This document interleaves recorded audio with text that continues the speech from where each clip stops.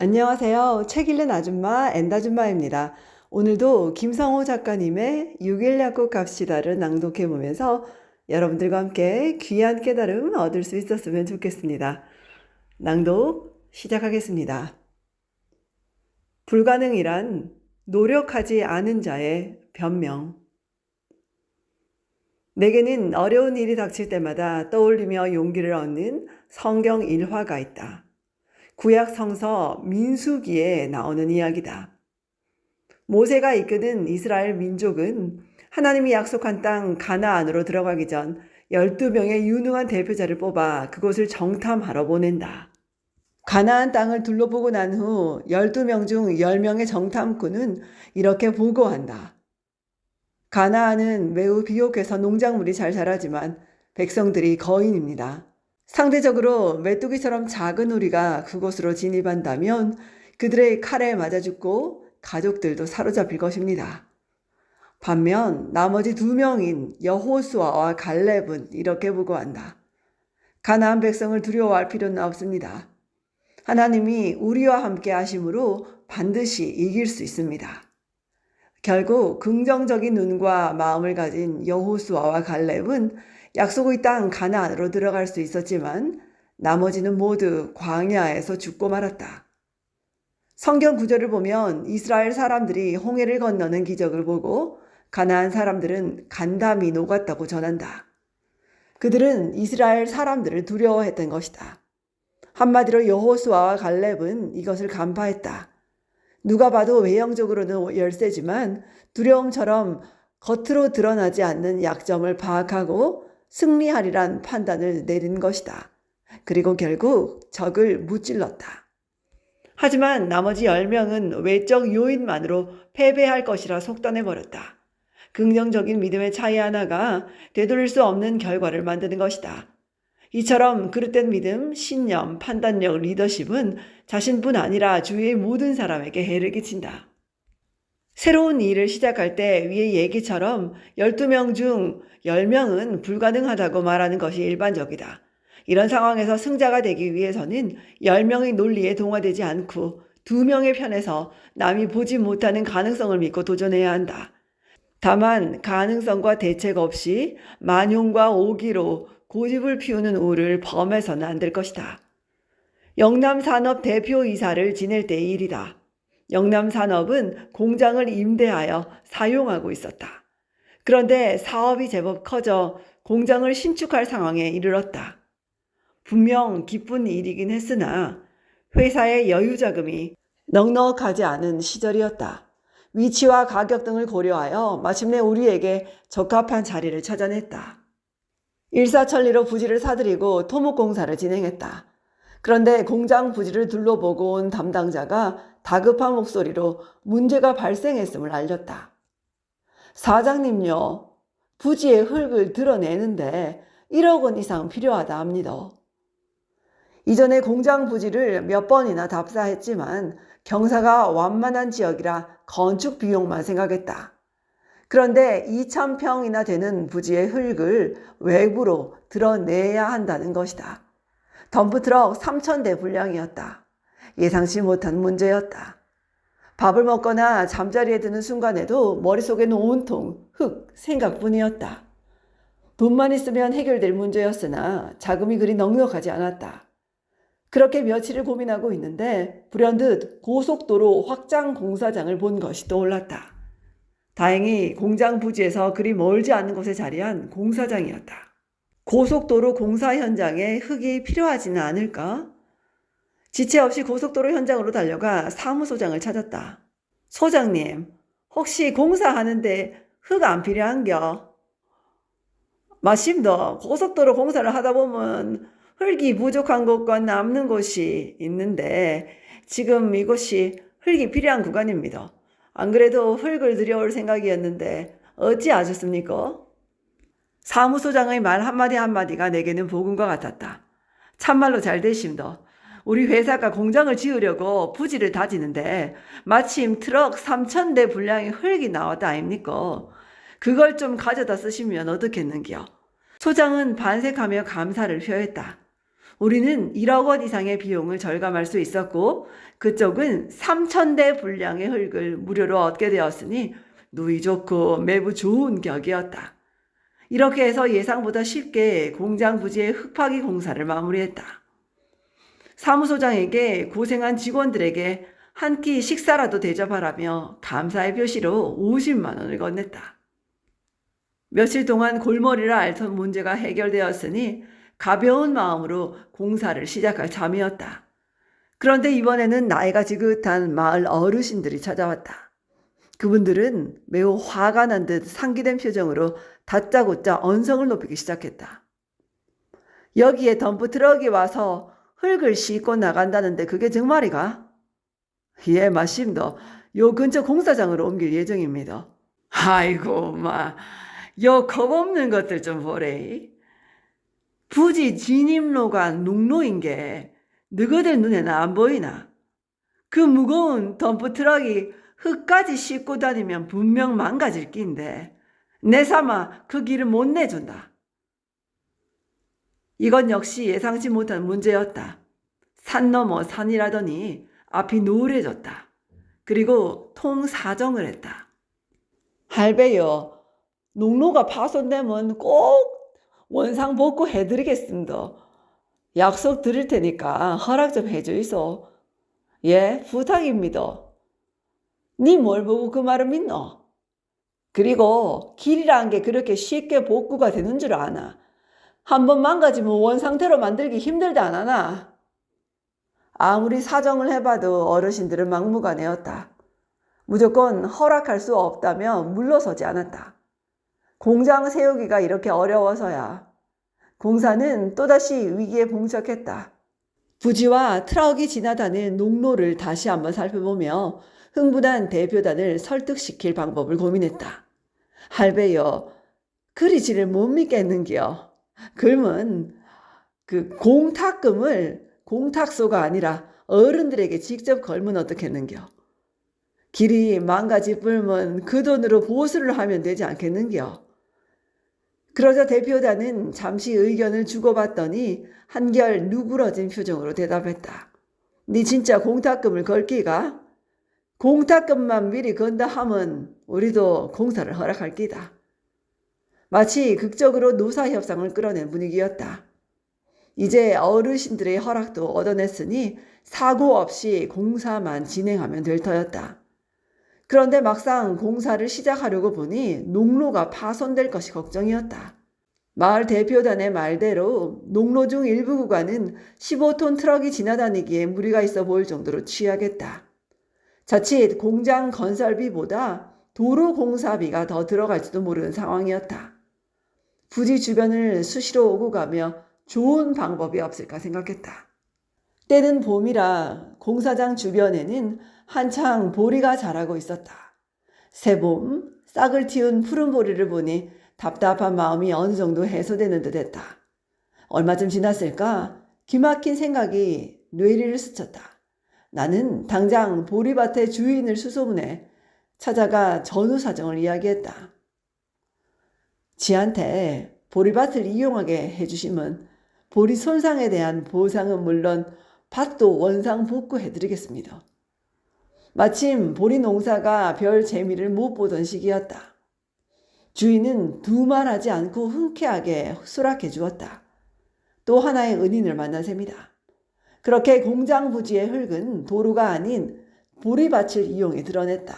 당연히 도로는 손상되지 않았다. 보리 손실 비용으로는 30만 원이 들었다. 마을 대표단에 공탁했던 금액도 전액 돌려받았다. 하지만 마을 사람들을 통해 복을 받았으니 나 역시 무언가 돌려줘야 했다. 무사히 모든 일이 마무리된 감사함에 마을 발전기금으로 300만 원을 냈다. 공탁금 문제로 언성이 오갔던 마을 대표단은 미안함과 고마움이 깃든 목소리로 말했다. 앞으로 문제가 생기면 버뜩 말해주이소. 힘닿는 데까지 도와드릴게. 예. 이렇게 영남산업의 공장은 마을 사람들의 전폭적인 지원 속에서 무사히 지어졌다. 불가능하다는 주위의 논리에 동화되지 않고 타인이 보지 못한 가능성을 찾아 도전한 결과였다. 39 초려. 2002년 메가스터디에서 부사장을 맡고 있을 때였다. 학원 사업의 성패는 좋은 강사진에 달려있다고 해도 과언이 아니다. 사업의 성공 여부를 떠나 양질의 교육을 위해서는 당연히 좋은 선생님을 모셔야 한다. 최고의 선생님으로 최고의 강의를 제공한 것이 오늘날 메가스터디를 있게 한 주요 요인 중 하나다. 어느 날 직원들이 EBS의 스타 강사 한 분을 영입해야 한다고 입을 모았다. 우리 회사에 꼭 필요한 사람이라는 직원들의 말에 나는 선생님의 연락처를 받은 후 전화를 걸었다. 그는 인천의 한 고등학교에서 근무하고 있었다. 당시 학년 주임과 고3 학급의 담임이었다. 아이들이 수능에 영향을 미치는 일은 할 수 없다며 거절의 의사를 분명히 밝혔다. 게다가 강의료와 인세를 합친 수입 때문에 경제적으로 어려움이 없으니 포기하라는 말까지 덧붙였다. 정중했지만 굳은 의지가 느껴졌다. 보기 좋게 거절당한 것이다. 일단은 알았다며 공손하게 물러났다. 그 후 시간이 날 때마다 전화를 걸어 선생님의 안부를 물었다. 대략 15번째 통화였던 것으로 기억한다. 항상 예의를 갖춰 거절하던 분이 도대체 왜 자꾸 전화하느냐며 화를 내기 시작했다. 순간 당황스러웠지만 그렇다고 딱히 할 말도 없었다. 서로가 너무나도 잘 알고 있는 용건 아니던가. 그냥 한번 해봤습니다. 나의 대답에 어이가 없었는지 그도 웃었다. 그 후 8개월 동안 30번도 넘게 통화를 한 것 같다. 싫다는 사람 붙잡고 주야장천 전화를 해대는 것은 스토커가 아니면 약을 올리는 것밖에 안 된다. 그리고 사람에 대한 예의도 아니다. 나는 전화를 하는 짬짬이 선생님이 계신 인천을 찾아가 대화를 나누면서 자연스럽게 생각이 바뀌었는지 물어보곤 했다. 하지만 선생님은 여전히 여러 가지 이유를 들며 거절의 의사를 밝혔다. 사실 이전에도 그 선생님을 영입하려는 학원들의 움직임이 여러 번 있었다고 한다. 노량진의 입시학원은 3번이나 찾아왔지만 끝내 거절했다며 그만 포기하기를 권했다. 그러나 나는 그 말을 듣는 순간 6번 내지 7번이라도 찾아오면 되겠다는 생각을 했다. 선생님의 마음이 움직이리라는 확신이 생겼던 것이다. 그렇게 안부를 묻는 전화와 찾아가 만나기를 반복했다. 인천까지 오가는 데는 대략 5시간 내지 6시간이 걸렸다. 결코 만만치 않은 거리였으나 우리에게 꼭 필요한 사람이었기에 그 시간이 오히려 행복하게 느껴졌다. 6번째 인천에 도착하여 선생님과 이런저런 대화를 나누던 중이었다. 부사장님, 이렇게 먼 곳까지 정말 삼고초려 하시네요. 마침 우리는 내 차가 세워진 운동장을 가로질러 가고 있었다. 선생님, 교통편이 좋지 않던 옛날에야 삼고초려가 대단한 것이었지만 요즘은 자동차를 타면 2시간 만에 올 수 있는 거리입니다. 삼고초려가 아니라 적어도 30고초려는 해야 된다고 생각하고 있습니다. 그리고 그렇게 할 작정입니다. 삼고초려라는 그의 말에 반사적으로 나온 대답이었다. 그의 눈빛이 달라지는 것이 느껴졌지만 그날 역시 별 성과 없이 인사를 나누고 헤어졌다. 그리고 7번째 만남에서 드디어 그의 승낙을 받아낼 수 있었다. 그는 사정이 되지 않아 거절할 때마다 미안했다는 말을 전하며 정성에 감동했다는 말도 덧붙였다. 지금까지 부사장님께서 7번을 이곳으로 내려오셨으니 다음에는 제가 서울로 가겠습니다. 우리의 8번째 만남은 그가 서울로 올라와 계약서에 사인하면서 이루어졌다. 학기 중 사직을 할 수 없다는 그의 의견을 존중하여 그의 11월 6일 대학 수학능력시험을 마치는 날까지 기다리기로 했다. 그리고 그는 수학능력시험 다음 날인 11월 7일 메가스터디의 식구가 되었다. 공교롭게도 7전8기란 사자성어처럼 8번 만에 성사된 값진 계약이었다. 8개월의 노력 끝에 얻은 결과물이었다.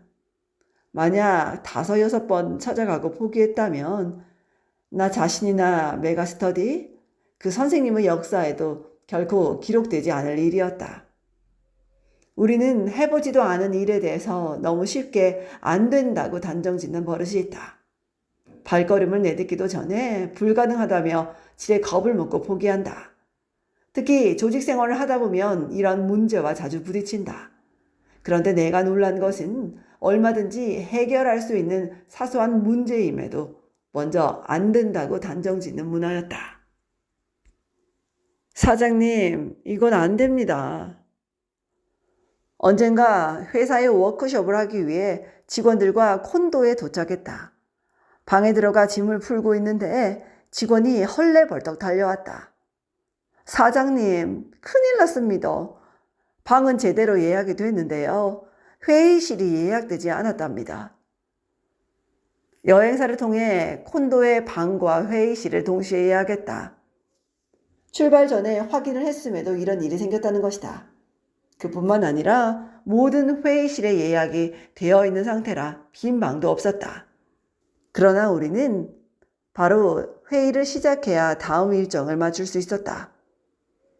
콘도의 담당자를 만나 사정을 얘기했고 빈 회의실이 없는지 다시 한번 물었다. 그러자 담당자는 3시에서 4시 사이에 1시간이 비어 있다고 대답했다. 시계는 이미 3시 15분을 가리키고 있었다. 그 방이라도 달라고 하자 지금 바로 입장해도 30분밖에 쓸 수 없다며 난색을 보였다. 직원들 역시 30분 동안 무엇을 하겠느냐며 안 되겠다는 표정을 지었다. 그러나 내게 그 30분은 기회의 시간이었다. 일단 회의실에 들어가 전체 회의를 시작했다.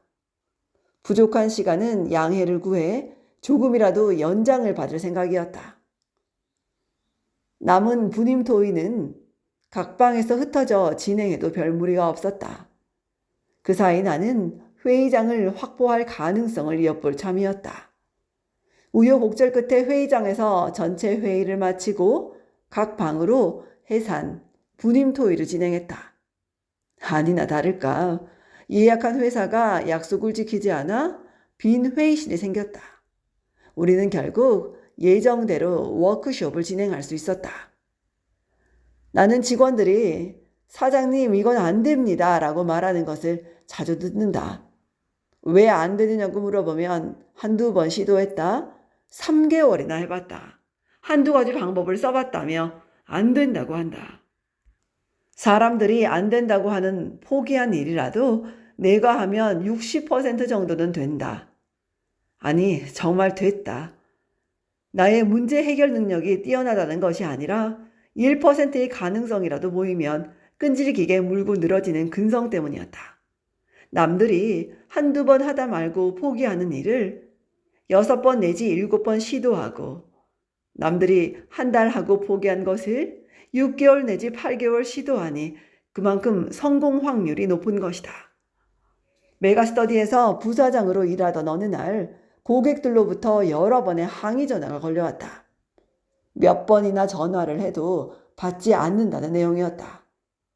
어느 업체나 마찬가지겠지만 고객의 얼굴을 직접 마주할 수 없는 온라인 사업에서 전화통화는 매우 중요하다. 전국 각지의 학생들이 인터넷을 이용해 공부하고 있으니 회원들과의 원활한 커뮤니케이션을 위해서라도 전화에 문제가 있어서는 안 될 일이었다. 나는 즉시 해당 업체를 불러 전화 회선의 이상 여부를 점검했지만 이상 없다는 결론이 나왔다. 그러나 얼마가 지나지 않아 또다시 고객들로부터 항의 전화가 빗발쳤다. 고객들은 이상이 있다고 하고 업체는 별 문제가 없다는 상황이었다. 정확한 원인 규명이 필요했다. 토요일 아침 만사 제쳐두고 20개의 국선에 일일이 전화를 걸어보기 시작했다. 회선마다 5번씩 50회의 벨이 울릴 때까지 수화기를 들고 확인했다. 그리고 도표를 만들어 체크했다. 그 결과 12개의 국선은 별 문제가 없었지만 8개의 국선에서 통화 연결이 불규칙적으로 이루어지고 있었다. 업체 관계자들에게 8개의 국선 번호를 알려주니 최근에 증설한 공통점이 있다고 했다. 아예 처음부터 통화가 되지 않았다면 발견이 쉬웠을 텐데 불규칙적으로 연결되니 찾기 어려웠다고 해명했다. 그들의 말이 틀린 것도 아니었다. 심지어 49번째 벨이 울리고 통화로 연결되기도 했으니 말이다. 나 역시 업체 관계자들처럼 대여섯 번의 벨소리만 듣고 다음 전화기를 들었다면 문제의 국선들을 찾아내지 못했을 것이다. 이렇게 8개의 국선을 찾아내는데 꼬박 12시간이 소요됐다. 문제의 국선을 찾겠다는 생각 하나로 버틴 시간이었다. 문제가 해결되자 비로소 배고픔과 피로감이 엄습해왔다. 업체 관계자들과 직원들은 내게 대단하다고 입을 모았다. 하지만 그것은 대단한 것이 아니다. 문제를 해결하겠다는 집념과 사소한 일 하나를 처리하는데도 1만 가지 방법이 있다고 생각하는 마인드 때문에 가능한 일이었다. 지금까지 김성호 작가님의 6일 약국 갑시다를 낭독해 보았습니다. 엔다준마였습니다. 좋은 날 되십시오, 여러분. 잘 들어주셔서 감사해요. 고맙습니다.